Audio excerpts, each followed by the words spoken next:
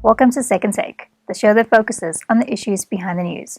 Mining Weekly editor Martin Creamer joins me today to unpack the latest in the mining industry. Welcome, Martin. Thanks, Ashley. Now, can you tell us about Goldfields' progress in wind energy generation at its South Deep gold mine? South Deep was ahead of the game when it came to sun volume. They did the biggest solar power project of all our mines in South Africa and led the way in volume terms with solar. Now they could be leading the way with wind. And they said yesterday, who says there's no wind in Gauteng? So, they're not looking at huge wind turbines, but still, it will be a fantastic benefit to have both sun and wind, because they're reaching a point with sun where they need to store. And to store at the moment, they say, could be disruptive, for an energy short South Africa if you start storing, off the grid and things like that. So they want to hold off on that, but focus strongly on bringing wind in.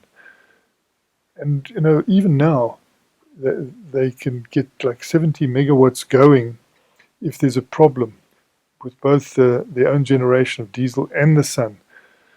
So they're in a fairly good position, and it's only in the night, really, that they might not be able to serve themselves fully. So having wind there will be a massive help.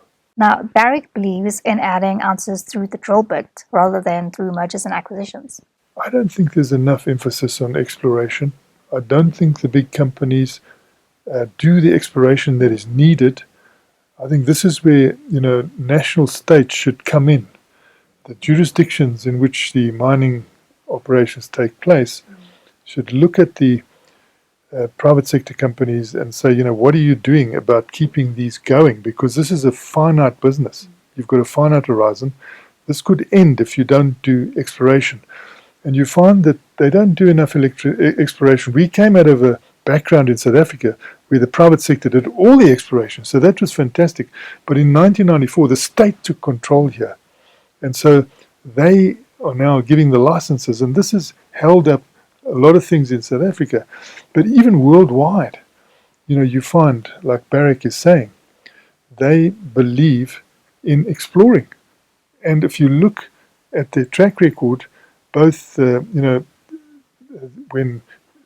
Rand Gold Resources was involved, and Barrick now, they have done so well through doing their own exploration.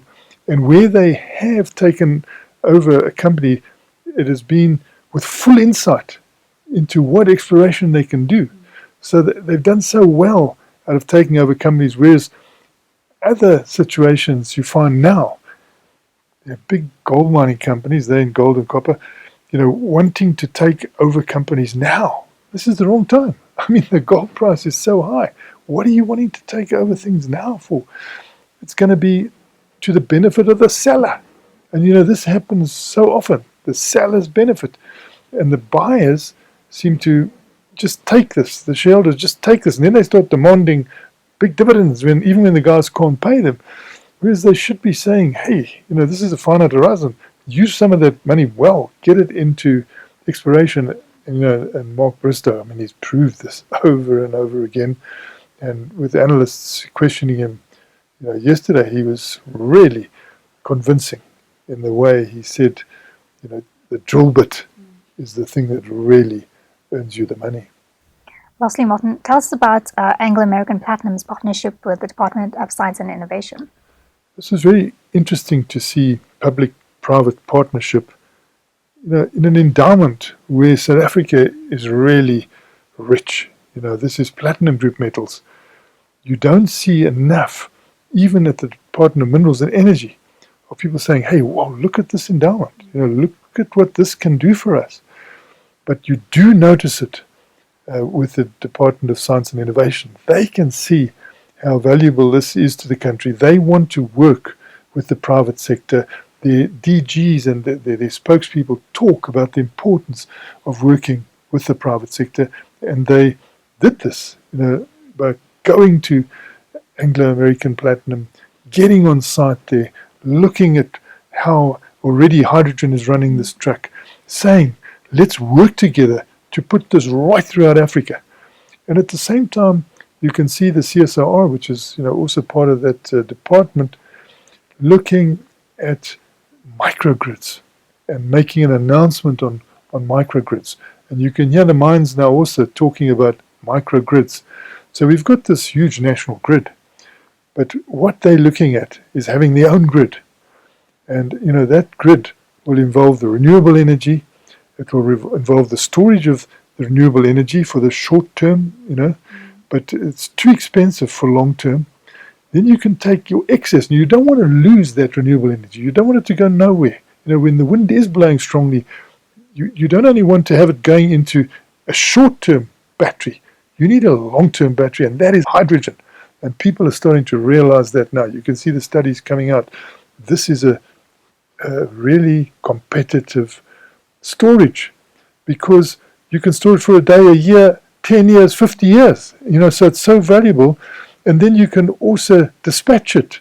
So you dispatch it as electricity in big mining vehicles at this stage, and big vehicles.